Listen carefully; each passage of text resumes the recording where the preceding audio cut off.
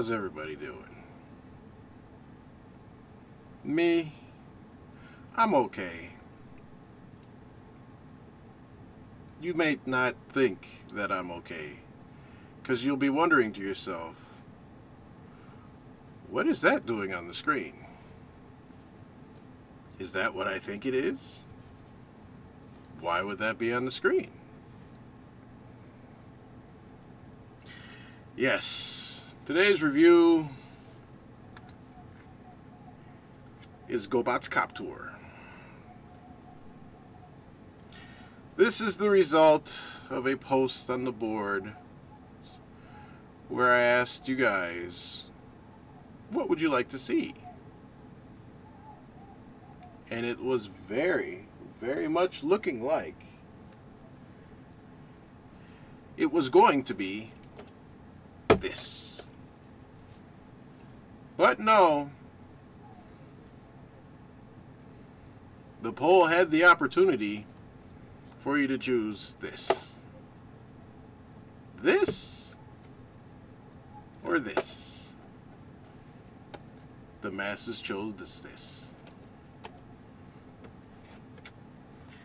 Moving on.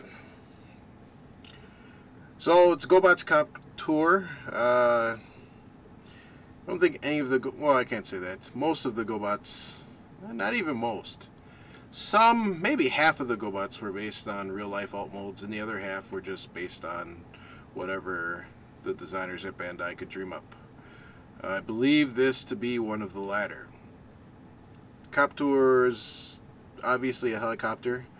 He is not complete here. There's supposed to be a little round tail stabilizing blade that goes here that I do not have.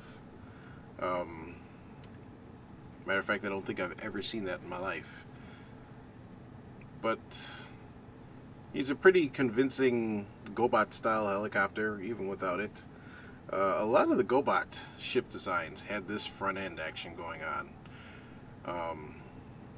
I don't know what the deal was at Bandai, but a lot of their ships are designed this way. That drill guy was designed that way. It's just, I had to watch a few episodes of Gobots before doing this review, looking for a voice sample for Cop-tur, and it was a pretty interesting experience. I never really watched much of Gobots as a kid. I don't know what it was up against in my area, but it must have been something better than Gobots, because I hardly ever watched an episode of Gobots. As a matter of fact, when I was going through those episodes, the few that you could find on YouTube, I didn't remember a single one of them. So, I don't know. Just Gobots, not much of a memory of it. Was never much of a fan, but this is what the fans chose. Anyways, as most Gobots, there's always some spots where you can see pretty much all of the robot, and it's usually the bottom. I get you a little 360 spin. He's a little loose, so he does not hold it together, but that's acceptable for a figure this old. It's white paint with blue paint on die-cast with a red sticker on chrome plastic and blue plastic. But yeah, Gobots Cop-tur. Check him out! He does have a nice little wheels, because I know that everybody's going to be flying their helicopters on the tables.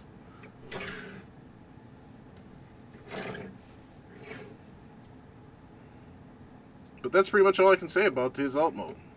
So let's go on to the transformation.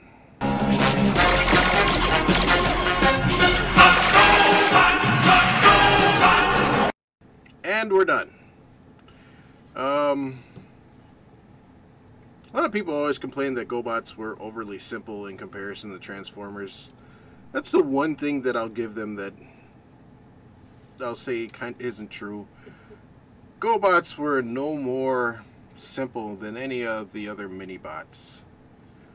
Maybe with a few exceptions. Like, for his day, Power Glide was, I mean, a pretty advanced transformation for something of that time. and he probably did the most unique stuff.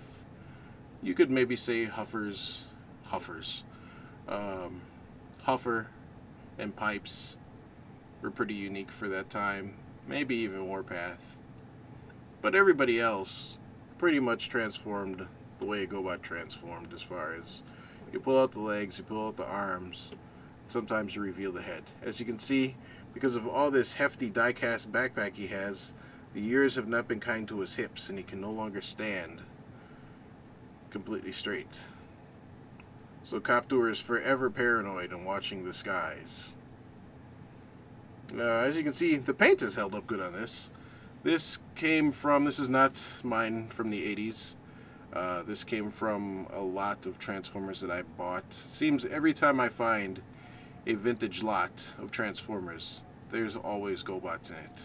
No matter how nice, no matter how sloppy, no matter how complete or incomplete the lot is that I buy, there are always Gobots in them. I don't know, it's just a written law. Little spin of what's left of Cop-tur's paint. I think one of the main things that really separated Gobots from Transformers, and it didn't work out, how should I word this?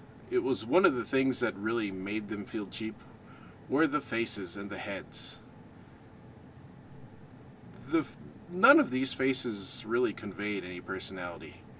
That being said, the same was true for Transformers Mini-Bots in most cases, but the toy was never screen accurate in those cases. So the Transformer that had Bumblebee, for a prime example, his head sculpt didn't look anything like he looked in his animation model.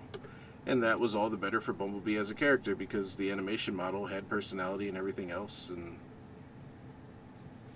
they could convey that, and you would just get a toy that wasn't screen accurate. And you didn't care, because you were 7 or 8. Cop-tur can hold his blades and use them as a weapon. I don't remember if he ever did this in the show, but once again, that probably comes down to how much I was actually able to watch of the show. Because I remember more episodes of Tranzor Z, aka Mazinger, as a child than I remember of Gobots. So that goes to say something for how much I watched it. Let me take this out before he falls and it breaks. But yeah, here you go. Whoa, I just found the magic spot. Got him to stand upright.